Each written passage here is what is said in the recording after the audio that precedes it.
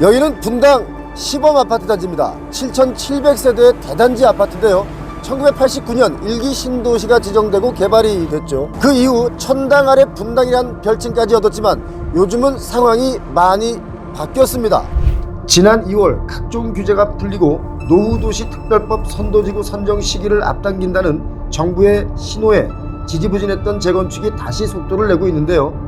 5월 중 선도지구를 공모해 하반기 중 선정한다고 밝혔습니다. 선도지구를 기다리는 단지마다 재건축과 관련된 현수막이 여기저기 많았습니다. 그렇다면 선도지구 지정 기준은 무엇일까요? 주민들의 재건축 동의인 주민 참여도, 노후도에 따른 주민 불편, 도시기능 향상, 그리고 재건축 모범 사례가 돼 재건축 확산 가능성을 본다고 하는데요. 분당 1기 신도시 중 선도지구 후보지인 이곳 주민들의 생각은 어떨까요? 재건축에 대해서는 여기 지금 주민들은 어떻게 생각하시는지? 빨리 해야죠. 너무 오래됐잖아요. 용적률하고 연관이 있지 않을까 싶기도 하고. 그러면 그만큼 가격이 다운이 되겠죠. 그죠? 지금 30년이 넘었기 때문에 겉은 멀쩡한데 너무 힘들어요. 층간 소음뿐 아니라 그 상수도 연결된 것도 부식돼서 터져서 정말 절실하게 필요한데 건축 비용이 너무 이렇게 많아서 그게 굉장히 걱정이에요. 여기는 1기 신도시 중에 가장 먼저 조성된 시범아파트 7,700세대가 이 안에 있습니다. 입주한 지는 어느덧 30년의 세월이 흘렀습니다. 하지만 재건축을 서두르기에도 건축비 부담으로 만만치 않은 것이 요즘 재건축 시장의 현황이죠. 그런데 주민들은 재건축을 열망하고 있습니다. 이곳 시범아파트 4개 단지 전용 85제곱미터 기준 실거래가는 단지마다 차이가 있겠지만 평균 13억 9천만 원 선이었습니다. 30년이 됐기 때문에 이 주민분들은 여기를 빨리 노후된 이 아파트를 정비해서 새 아파트를 짓고 싶어 하죠. 저쪽은 시범 현대고 여긴 시범 한양인데요. 동과 동 간의 거리가 아주 넓습니다. 그래서 재건축을 하기에는 사업성이 잘 나오지 않을까 그렇게 저는 기본적으로 보고 있는데, 물론 하나하나 다 따져봐야 되겠죠. 건축비가 워낙 많이 드니까 그걸 주민들이 많이 겁내고 있는 겁니다. 지금 제가 여기 와서 체크를 좀 해보니까요, 여기 아파트들의 기본적인 그 대지 지분이 한 18평 정도가 나옵니다. 대지 지분이 상당히 많은 거죠. 그런데 이제 한 가지가 좀 단점 중에 하나가 뭐냐면, 워낙 단지들이 크다 보니까 선도지구로 지정을 하는 데 있어서도 이견들이 좀 있습니다. 그래서 선도 지정이 빨리 되기는 쉽지 않다, 이런 얘기도 하는 분들이 있거든요. 서로 이견이 좀 있기 때문에 그렇습니다. 또 다른 선도지구 후보 지역도 가보았는데요. 여기가 이제 GTX와 경강선이 정차하는 성남역입니다. 3월 30일 날 GTX가 개통이 되죠. 그래서 여기 이 지역을 보통 우리가 풍선효라고 부릅니다. 풍림, 선경, 효성 아파트의 재건축, 그래서 임해동의 풍선효라고 부르죠. 여기가 선도지구가 될 가능성이 높다라고 평가가 되고 있는데, 인근 부동산에 한번 직접 가보도록 하겠습니다. 선도지구 지정되면 어떤 게 좋을까요? 안전진단이라든가 이런 게 도움이 많이 되겠죠. 여기 주민들은 일단 선도지구가 되는 걸 엄청 반기고 있겠네요. 예, 반기고 있죠. 듣기로는 한 60% 이상 동의지, 현재까지 동의했다는 것 같아요. 저쪽에 성남역 위에는 그 분당수서로를 덮어서 그 위에 공원을 만들어 놨습니다. 나중에 또 한번 기회가 되면 거길 또 여러분께 보여드릴게요.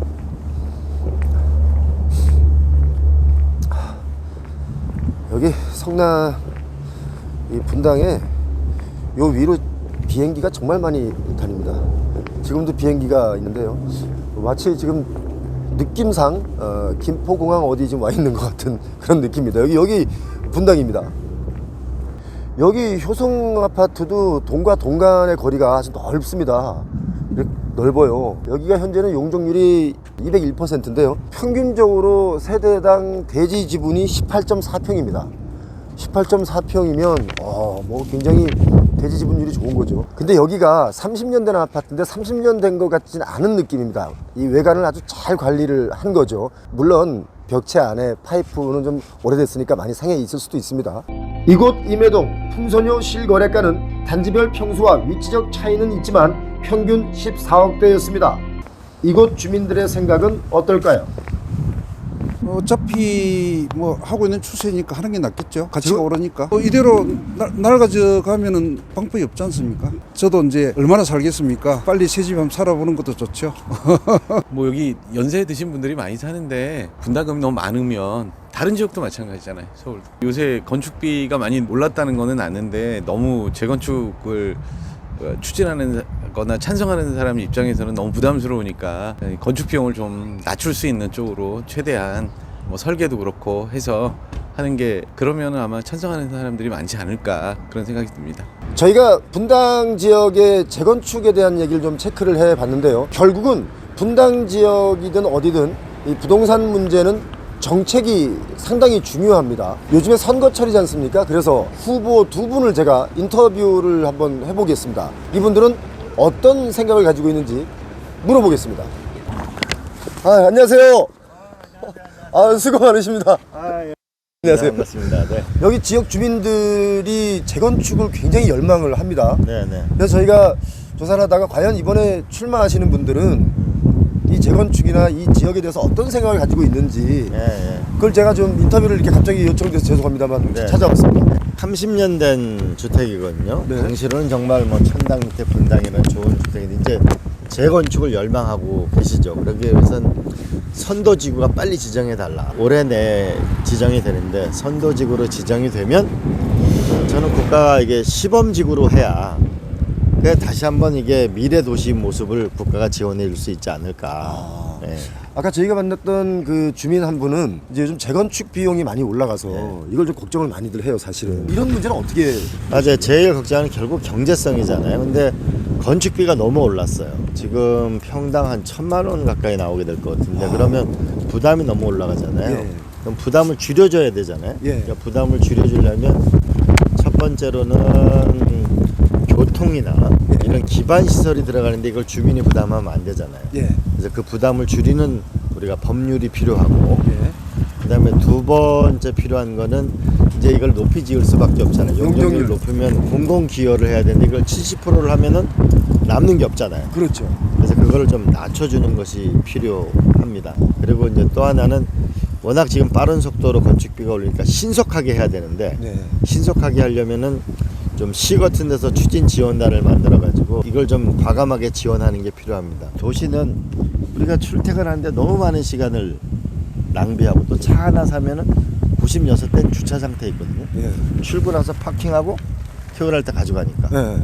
그리고 차 하나 유지하려면 돈도 많이 쓰죠. 많이 들죠. 네. 교육하고 의료하고 문화 이것이 결국 패키지가 안 되면 도시가 자족 도시가 되질 않아요. 그렇죠. 저는 그런 자족 도시를 만드는 거를 제가 하고 싶다. 그래서 집에서도 일을 하고 좀 나가 직장도 가까이 있고 그래야 뭐 애도 낳고 근데 집값이 덜 비싸야 되잖아요. 교육 문제를 뭐냐면 획기적으로 높여주게 되면 그러면 결국은 이 아파트 가격이나 이게 삶의 질이 높아지겠죠. 그러면 경제성을 유지하면서도 탄천을 가꾸면은 쾌적하게 되고 그런 방식으로 가야 되지 않을까 싶습니다.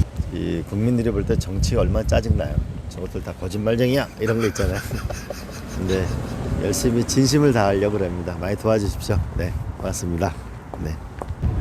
제가 안철수 후보님 인터뷰 요청을 제가 정중하게 드렸는데 지금 워낙 바빠서 인터뷰를 할 수 없다라는 문자를 받았습니다. 대신 문자로 여러 가지 사안에 대해서 답을 주셨는데요. 저희 질문 1번, 2번에 대한 질문을 한 번에 주셨는데요. 재건축의 신속 추진이 주민들의 최대 관심사입니다. 지역 내 재건축 선도지구를 가장 빠르게 최대한 많이 지정하겠습니다. 기존 아파트의 노후도와 주민 불편이 심한 지역을 중심으로 선도지구를 빠른 시일 내에 다수 선정해서 분당 지역 재건축의 전반적 시기를 앞당겨야 합니다. 이주단지 문제 해결도 시급합니다. 그리고 특별법에 반영한 재건축 부담금 감면을 책임지겠습니다. 노후계획도시 특별법 반영대로 재건축을 추진하는 과정에서 개발 부담금, 기반시설 설치 비용, 교통 유발 부담금, 환경 개선 부담금을 대폭 감면하여 과도한 부담금이 재건축의 추진에 발목을 잡지 않고 이익이 나는 재건축이 가능하도록 하겠습니다. 자, 세 번째 질문에 대한 답은 또 이렇게 주셨습니다. 수서 광주 복선 전철 신속 착공하고 야탑 도촌 사거리 경유 노선 반영하겠습니다. 수서 광주선의 예비 타당성 기본 계획안은 관내를 통과하지 않는 우회안이었지만 이를 연장하여 야탑 도촌 사거리를 경유할 수 있도록 끊임없이 설득해서 주민들께서 원하는 방향으로 만들어 가겠습니다. 그리고 지하철 8호선 모란 판교 구간 연장을 반드시 이뤄내겠습니다. 지하철 3호선 연장도 책임지겠습니다. 수원, 용인, 성남, 화성시 4개의 지자체 힘을 모아 2025년 제5차 국가철도망 구축계획에 반드시 반영하겠습니다. 월곶 판교 간선철도 조기 추진으로 판교 중심 국토 동서축 연결 완성하겠습니다. 서판교역이 2024년 상반기에 착공되어 2028년까지는 완공될 수 있도록 사업 추진 과정을 책임지고 살피겠습니다. 사통팔달 교통도시 완성을 위해 GTX-A 성남역 환승센터를 추진하겠습니다. 서울로 이어지는 도시 광역버스망을 추가 확충하고 시내버스 체계를 개선하겠습니다.